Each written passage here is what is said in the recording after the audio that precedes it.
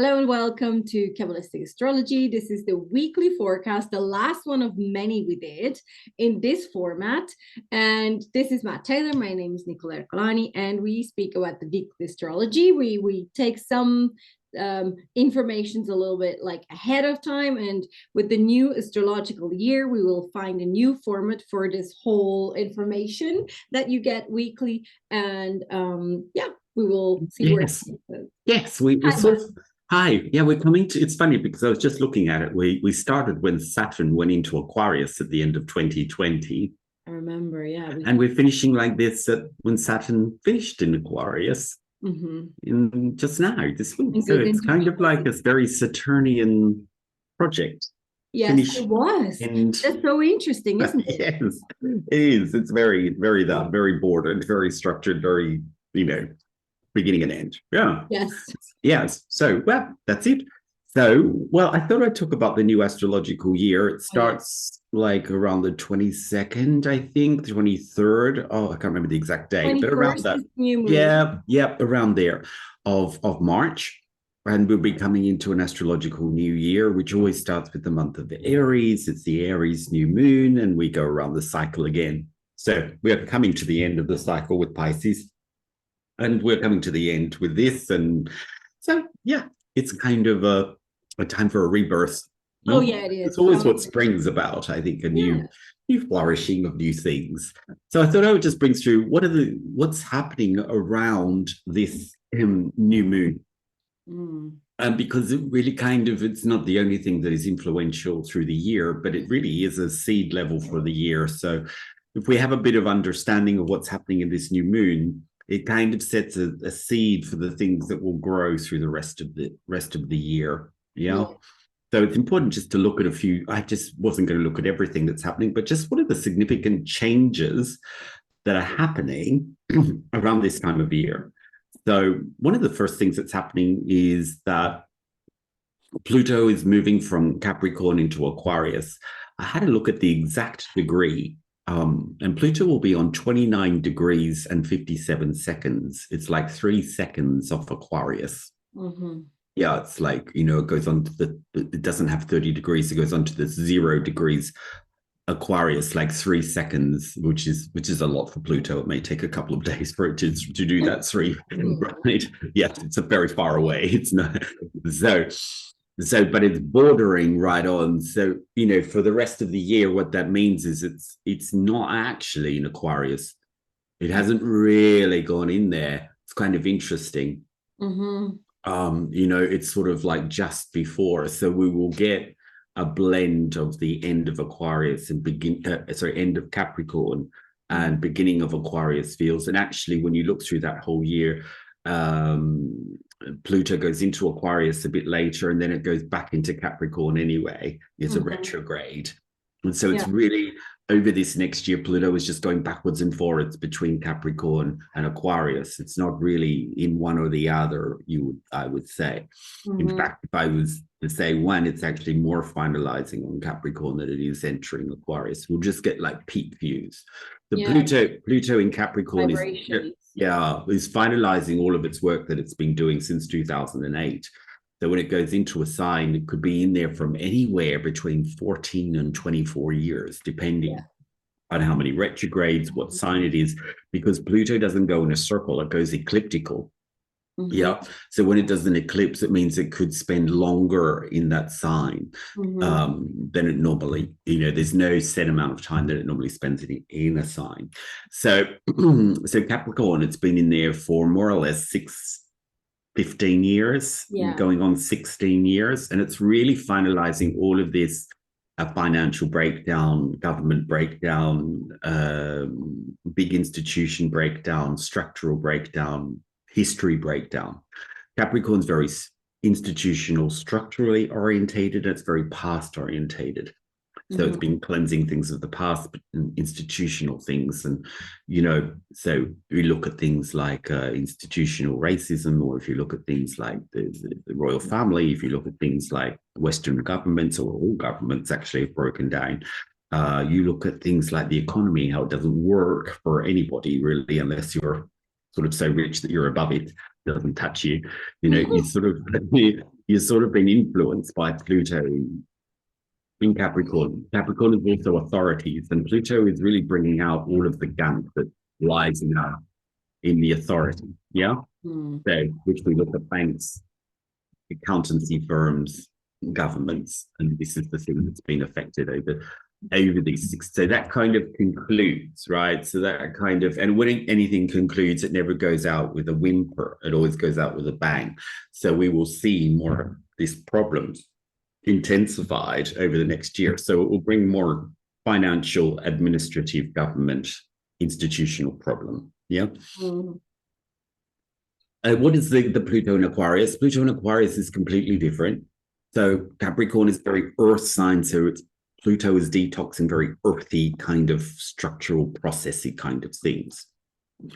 Aquarius is an air sign. So an air sign really deals with the head. Yeah, the thinking, the ideas.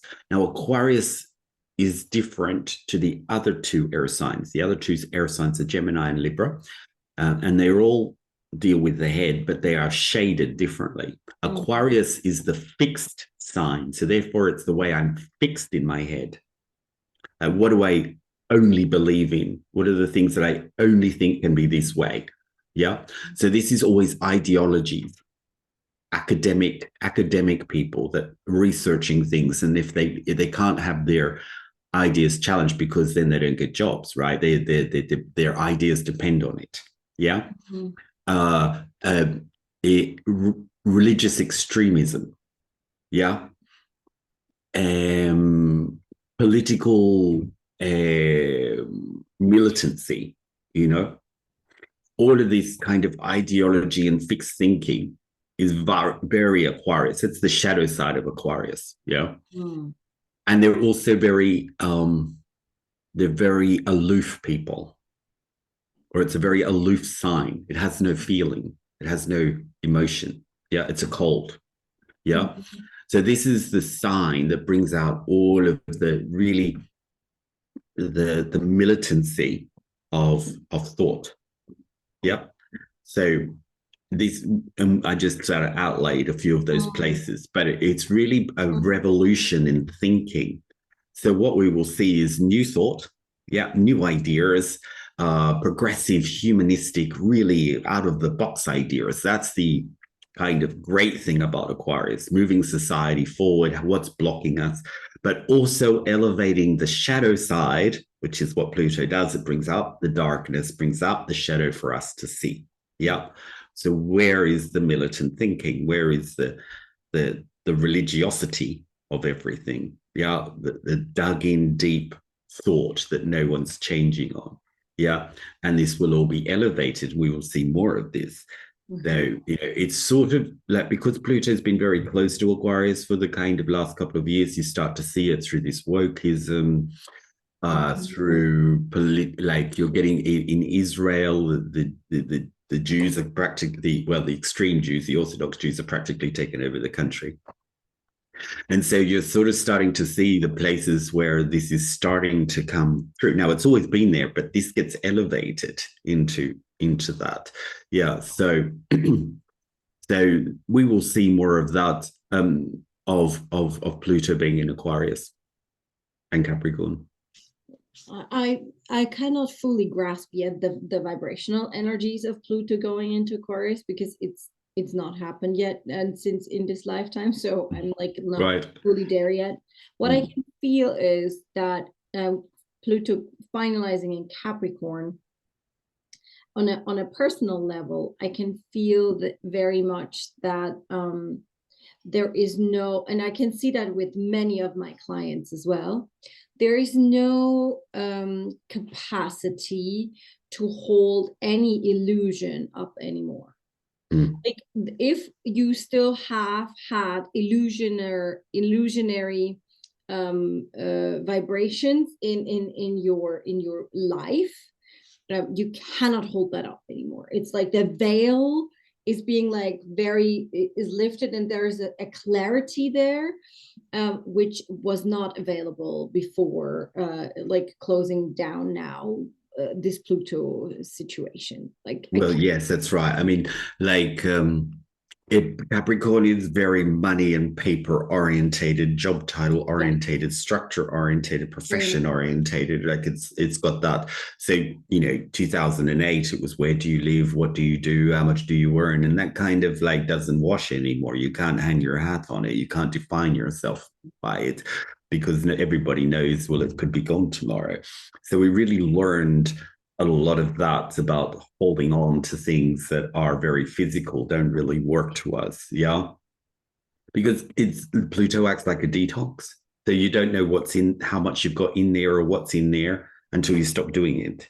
Yeah. Yeah. And then, then you see how addicted we are to things, right? How much we're holding on to things. So Pluto like brings all that up to the skin and you go, oh my God, I'm sweating or I'm jittery or I'm like all of that, right? Mm-hmm. So it kind of goes in deep and exposes things that are hidden in that particular sign that the sign rules over. So with Aquarius, it really rules over like progressive, modern, societal fairness, equality kind of thing, which is great. It moves humanity forward. Aquarius is about that. It's also about the atom and the energy and the vibration and the energizing of things. It rules over science and technology. So that'll be like, that's what progresses forward, right? But there's shadow side to that. It's like, where is the ideology and the militancy and the and the will not tolerate anything outside of this bandwidth of thought? Totally. Where does that show up most? It shows up most in places like Russia or China in particular, where they're monitoring things and watching things and moving people down corridors and monitoring their brain and how many hours they're working. And so, all of that is kind of being exposed out, and so you can see it more where it exists. If you look back in history, what's also interesting and what I heard a lot and I read a little bit about, and I'm not like really did a deep dive, but the last time Pluto was in Aquarius, there was the French Revolution, and there was the war in the United States between Democrats and the Republicans, like the red and the blue. So what's really interesting is it's also bringing like the uprooting of change in societal norms. And what I think is very fascinating, of course, I don't believe that we will have like a lot of uprootings in the Western civilization a lot, like as it used to be with a war, like a civil war. But what you can see, for example, already now is in France, for example, there are so many people like striking at the moment because they wanted to to raise the retirement age from 62 to 65, I think. And so the whole country is like laying down flat at the moment because they don't want to do that. So the modern way of like civil wars is a different one than it used to be, especially with this modern time now, with the Aquarian age in general. That means we're not in this Piscean age anymore where we uproot against the government or the church or whatever. We're up leveling and we're uprooting against our own thoughts, our own mind, our own values, our own on a personal level, and in society. I think it's against what are we accepting as a collective mind, as a collective of a country as well. Yes, it's very collective orientated. So, we had insight into that as Saturn was going through Aquarius for the past 2.5 years. Like we've been seeing sort of collective movements of strikes and fairness and justice and all of that. And Pluto really is a great force that picks up on all of that thing. Yeah. It'll be there for 16, 18 years. So plenty of time to uproot all of the blockages and darkness and that stuff. So also what happens is Saturn goes into Pisces. And Pisces is about the submerged worlds, right? It's all about what's hidden, what's subconscious, what's in my deeper, darker feelings, what's in the dream state. It's all of those kind of otherworldly places, the spiritual worlds, the intangible worlds, right? The intangible places. And Saturn is completely the opposite planet. It's all about the tangible things, right? What's real. So here, what Saturn is doing is uprooting all of the illusions. Yeah.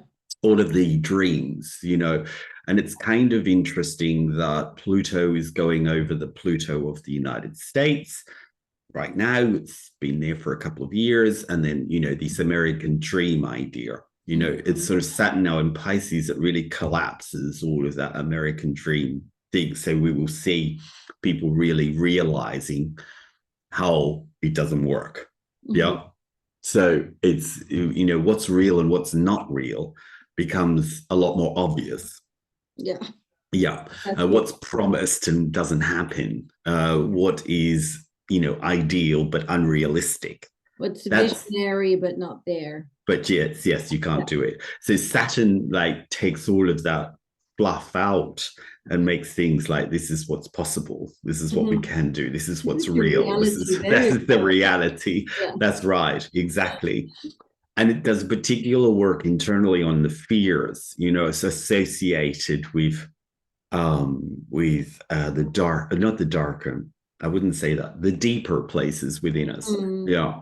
So Aquarius, when Saturn was in Aquarius, it dealt with collective fears, right? Lacks predominantly. It showed us that there's a lack of money, a lack of food, a lack of energy, or whatever it was. There's collective fear around that. Yeah.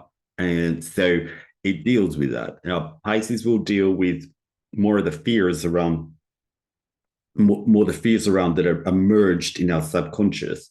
It's really interesting what psychologists say, is because when anything is a fear, we don't deal with it. We bury it into the subconscious reality, into that world, because it's too much for us to deal with. So Saturn comes in and sort of elevates it and puts it like, oh, you remember that thing that you didn't deal with before, or that you just submerged, or that you put into the watery depths.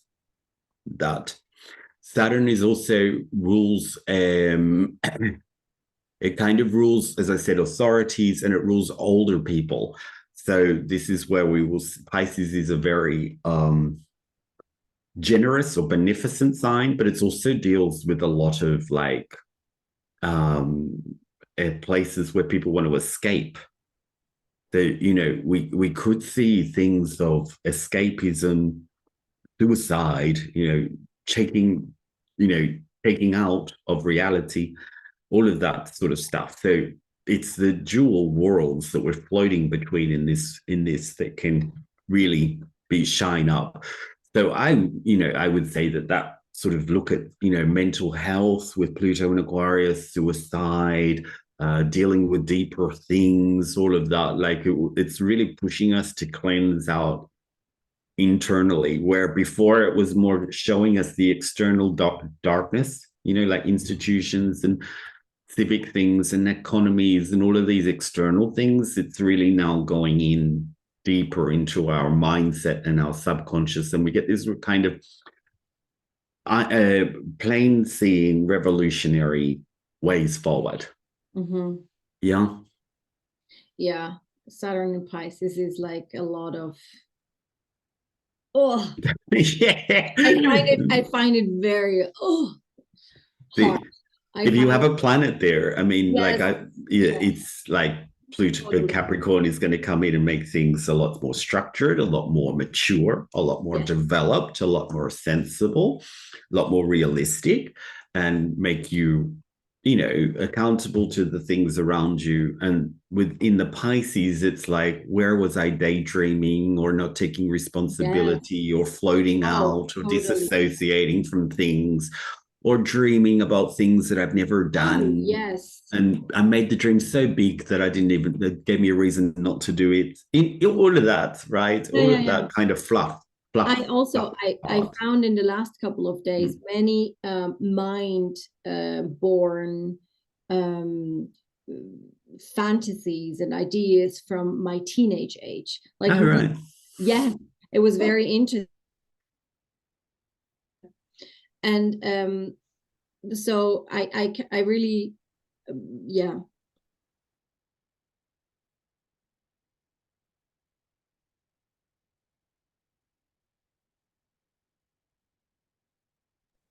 I'm sorry, my mother and my godson were here, and they were like, Oh, "Okay, can you bring him to school at 4?" I was like, "Yeah, yeah, we get I this. No. can't. No, I'm like recording."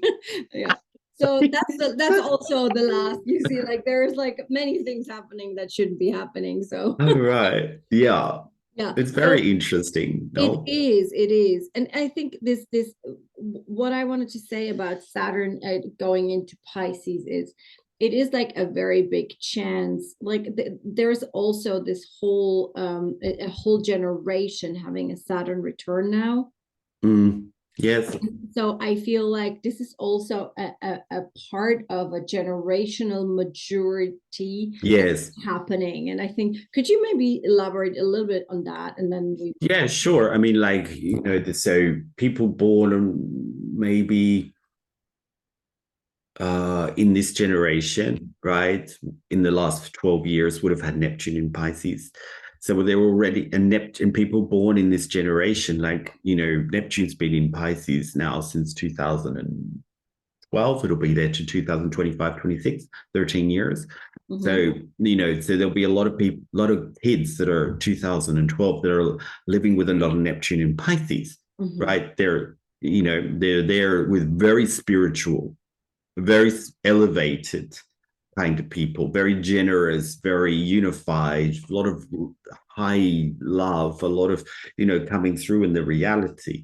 So they will experience the Saturn going over their Neptune. So, you know, we've got all these millions of kids that have been born in the last 12 years, and they will have a Saturn go over them, and they'll sort of go into a place where, are your ideals real?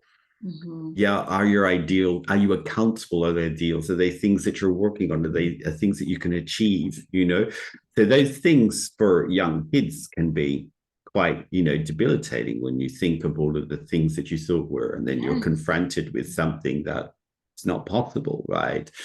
So that is kind of the thing. Also, Neptune is creative, it's talents, it's arts, it's all of that. And then again, you get Saturn, which brings in work and accountability. So, you know, and making things structured and putting things in place and putting things real, which is not necessarily what artistic people are best known for. No, definitely not.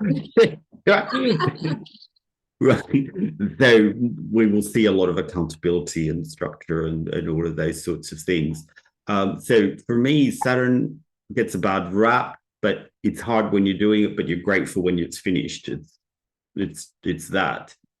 So I think we'll also see like Pisces can also deal with abundance issues. So are you working in budgets? Are you overspending? Are you depressed and spend a lot of money? Are you sad? And do you know what I mean? It deals with a lot of that as well. So some of the biggest spenders, some of the biggest spenders are depressed people. Yeah. So that brings out all of that issue as well. I think also it's a really good topic. I think also the people that spend a lot of money. I was, by the way, one of these.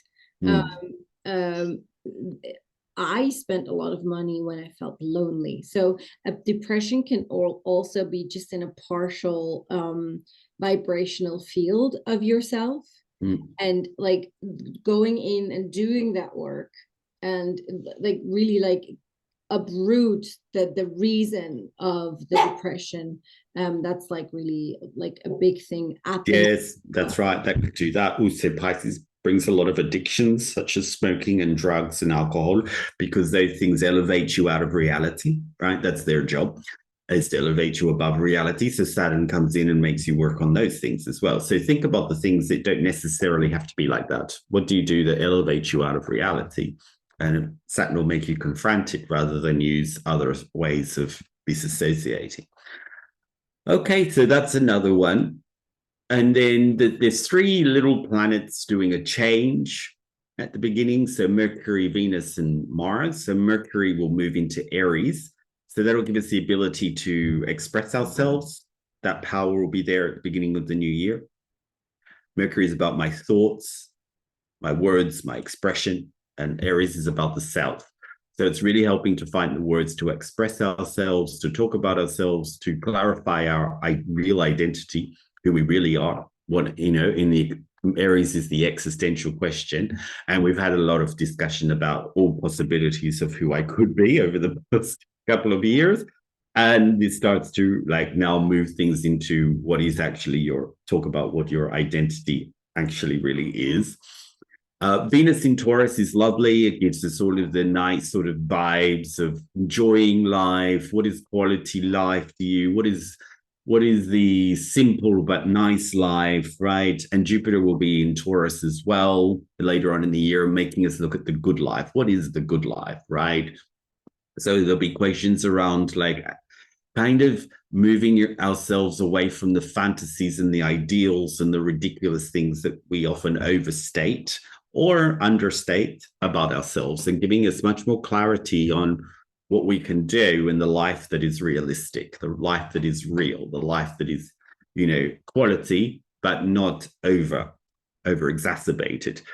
And there's not a lot of fire in the chart, which fire tends to exacerbate things, make things bigger and more glamorous and more, more showy, right? There's not a lot.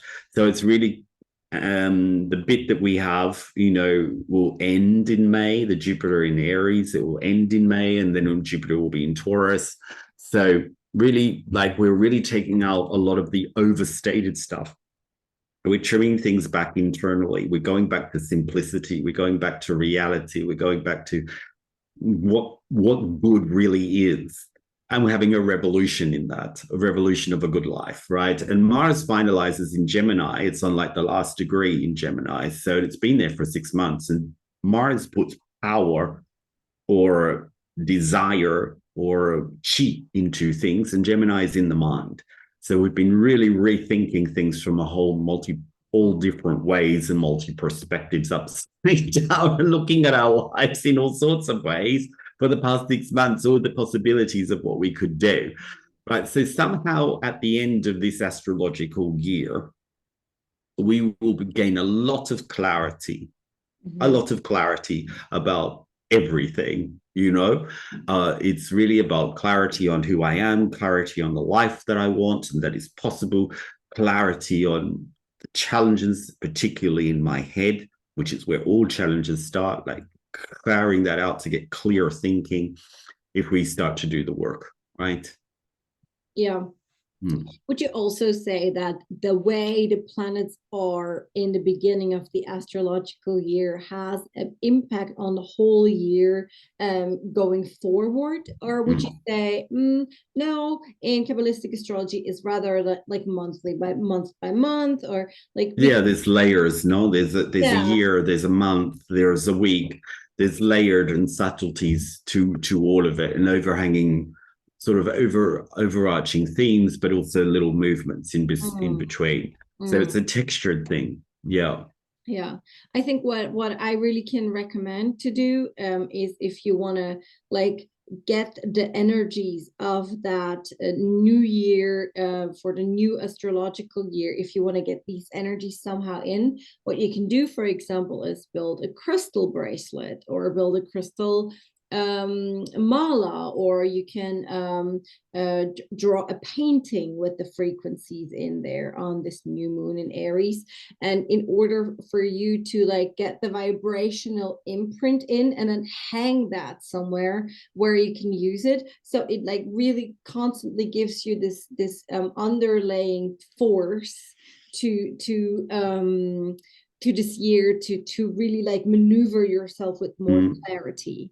I think it's really beneficial, something like that. And I mean, it's going to open a lot of doors, internal doors, for this kind of year. It's going to open a lot of rejigging internally about ourselves and how we think about ourselves in our lives, where I think in probably the last 14 years, it's all been the external things that are, do we trust in our government? Do we, what are they doing now? And what are they up to? And now can they spend our money? And, and all of this kind of exposure of these big institutions and banks and all of that. And now it's much more to deal with internally and people. Yeah, it's much more people orientated and much more internal orientated. Aquarius is about people, the groups of people, societies, communities, this kind of thing. It's all being sort of dug up about what's not there. And this is why I think we'll also go back to a very localized feel, like society feel, community feel. Yeah, like breaking down this big sort of like big globalist logistics, supplies, businesses, sort of closing in. They're even like in England, they already have cities that agreed that they will start to have the cities divided by certain zones. And if you want to drive out of the zone, you need to pay a certain amount, or like it will be very local, everything. Like, moving things back around, food, all of that, buying locally. And it can be positive, but it also can be very constraining, if you want to say so. So we'll see about that and how that plays off. How that plays out. I think, yes, we will see. All right.